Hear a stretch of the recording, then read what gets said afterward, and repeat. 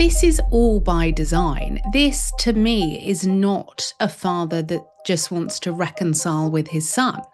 This is a deep strategy to bring Harry back. It finally happened. For years, the world has watched a slow motion car crash of defiance, distance, and carefully managed separation between the Sussexes and the royal family. But when Prince Harry recently touched down in the United Kingdom, it didn't look like a homecoming, it looked like a retreat. There were no waving crowds, no triumphant press releases, and no smiling photos. Instead, witnesses describe a man stepping off a plane with his shoulders hunched and eyes hollow, moving quickly toward a waiting car as if the ground itself had become unsafe. Secretly trying to engineer a comeback to the disunited kingdom for Prince Harry. This wasn't a visit fueled by nostalgia. According to insiders, this was a mission of containment. The rumors regarding the true parentage of his children, specifically the involvement of a woman known only as DL, have allegedly moved from dark corners of the internet into closed legal circles.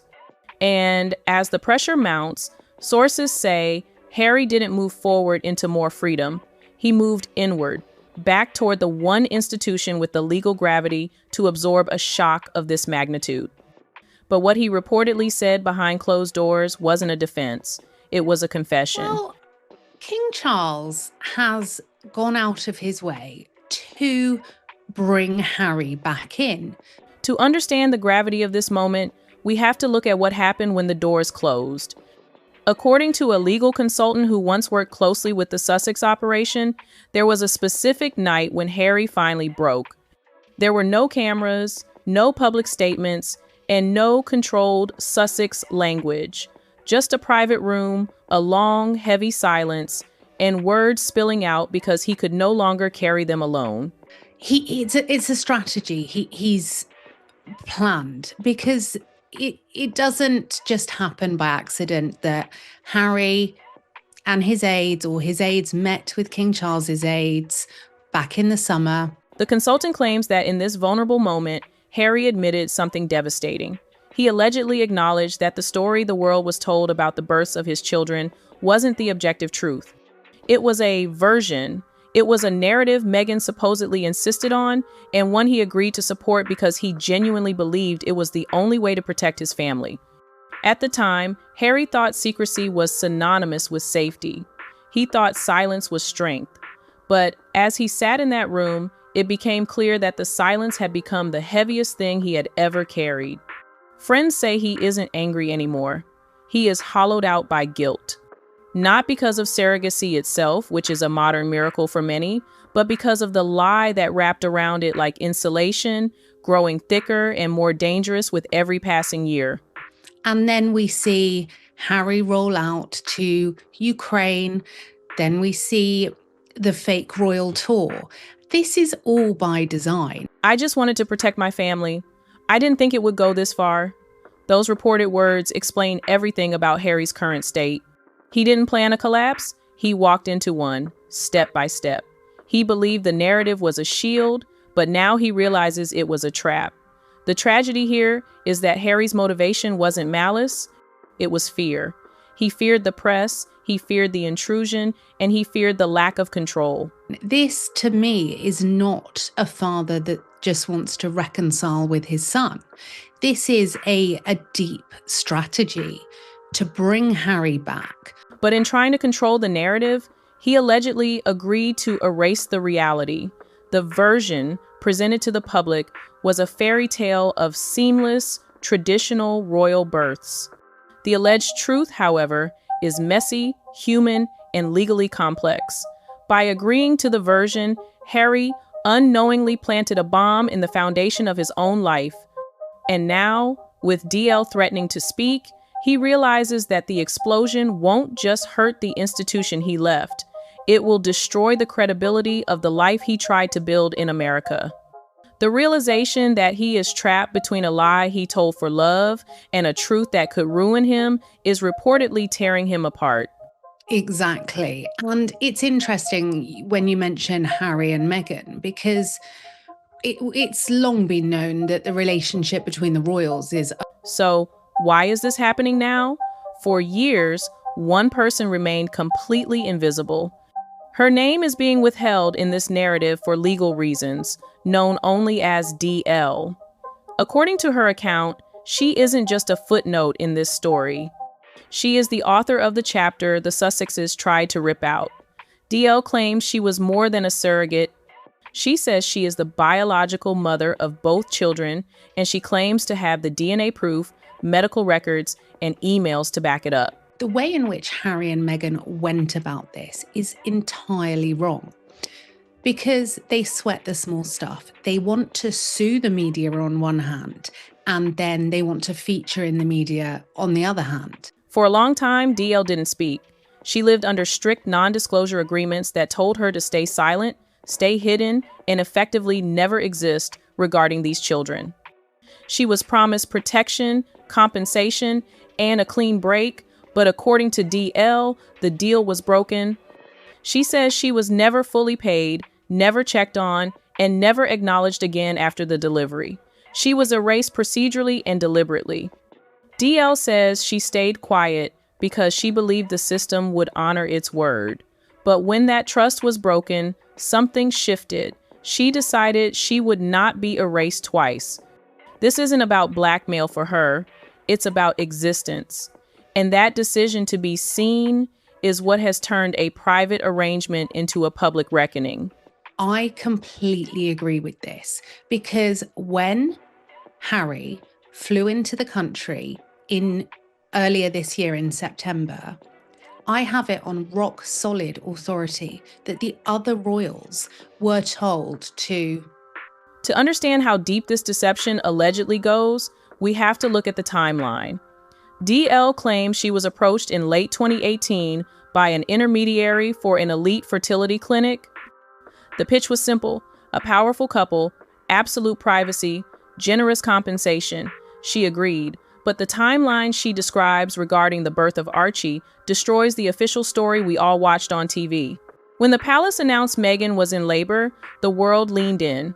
Almost immediately, another announcement followed stating the child had already been born. It felt rushed, but harmless. However, DL claims the moment wasn't rushed, it was delayed. According to her account, Archie had actually been born weeks earlier and not in the UK. She alleges the birth took place quietly in the United States with no photographers and no royal observation. If this claim is true, the birth announcement the world celebrated wasn't news, it was history.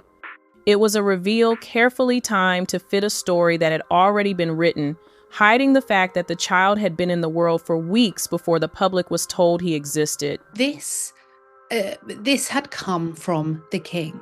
When Harry came in and all the media were writing positively, this came from the king.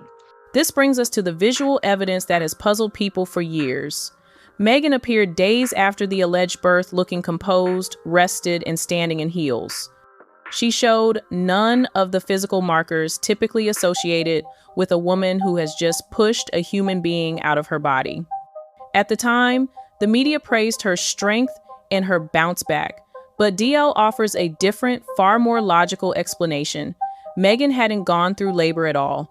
If DL's version is correct, the photo call at Windsor Castle wasn't a mother introducing her newborn, it was an actress performing a role.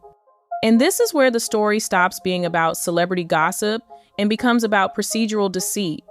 Hiding a pregnancy doesn't just affect photographs, it affects paperwork.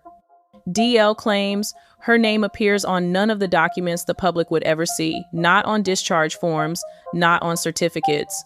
She was told, "No trace of you can remain." If that instruction was followed, the birth wasn't just hidden, it was legally reconstructed. They will not write nicely about them. We only need to look down about how they've written about us. What makes this narrative even more unsettling is the quiet administrative violence that occurred months later. We all remember when Archie's birth certificate was silently changed. Meghan's first names, Rachel Meghan, were removed, leaving only her royal title. The explanation given at the time was a clerical adjustment or a nod to Diana. But placed next to DL's account, it takes on a sinister meaning. This wasn't a correction, it was containment. Legal experts suggest that removing the mother's name could be a way to close a loophole or obscure the biological trail. If DL's name was on the original, real documents, then the public documents had to be scrubbed of any conflicting details. This paperwork purge is where the monarchy enters the frame. The institution realized that if records don't match reality, they aren't just dealing with a PR problem, they are dealing with a legal falsification that compromises the line of succession. That Harry and Charles may have an uneasy truce, because it's sort of like your enemy's enemy is your friend. And from a PR perspective at the moment, for King Charles, as bonkers as this may sound. When Harry landed in the UK, he wasn't met with hugs and family reunions. He was reportedly met by lawyers. Inside palace walls, the mood wasn't angry. It was procedural. Insiders say Harry faced binders, thick ones, tables covered in documents, timelines, and risk assessments. The monarchy doesn't react emotionally to crises of this scale. It audits them. Harry sat there, not arguing, not defending, but listening. He told them what he knew, and more frighteningly, what he didn't know. In this account, Harry admitted he never saw certain documents or signed certain disclosures because he trusted the team handling it. He believed the narrative was protection. That admission changed the room. The palace lawyers realized they weren't fighting a rogue couple anymore. They were assessing liability. They had to determine if the monarchy itself had unknowingly inherited a lie. The question wasn't, how do we spin this? It was, does the crown survive the paperwork trail? But while Harry faces the music in London, there is a deafening silence coming from California. Meghan Markle has built an entire empire on her voice podcasts, interviews, glossy magazine covers, and documentaries where she controls every angle. But now, the silence is thick, calculated, and almost suffocating. Industry insiders are noting that this shift isn't organic, it is strategic. The lifestyle launches have stalled, the paparazzi strolls have ceased, and the podcast mic is off. Sources claim this isn't a break, it is a bunker. Hollywood is a town that runs on gossip, and the word on the street is that the major power players are stepping back. Producers and brands aren't explicitly cutting her off, but they are waiting. They are watching to see if DL's story becomes the next global wildfire. No global brand wants to attach itself to a figure who might soon be accused of rewriting one of the most heavily documented events in royal history. The rumors suggest that Meghan isn't silent because she is above the noise. She is silent because she hears the ticking. She knows that if DL releases the alleged clinic logs or the original birth data, the feminist icon brand collapses instantly. You cannot claim to champion women while allegedly erasing the one woman who carried your children. That hypocrisy is a brand killer, and her team knows it. They are reportedly scouring every NDA, every email, and every contract, preparing not for a comeback, but for survival. Harry's return to the UK wasn't about choosing sides. It was about choosing gravity. He returned to the only institution strong enough to absorb the impact of the truth. He isn't fighting the monarchy anymore. He is asking for help. And that alone signals how far things have gone. When a man who burned every bridge quietly walks back across them, it's not weakness. It's a recognition that the fire he started is now out of control. The illusion is dissolving. The DL story is no longer a rumor. It is a reckoning. And for Harry, the tragedy is that in trying to protect his family with a lie, he may have ensured that the truth is the only thing that can tear them apart. The world is watching, DL is preparing, and the palace is auditing. The silence is over.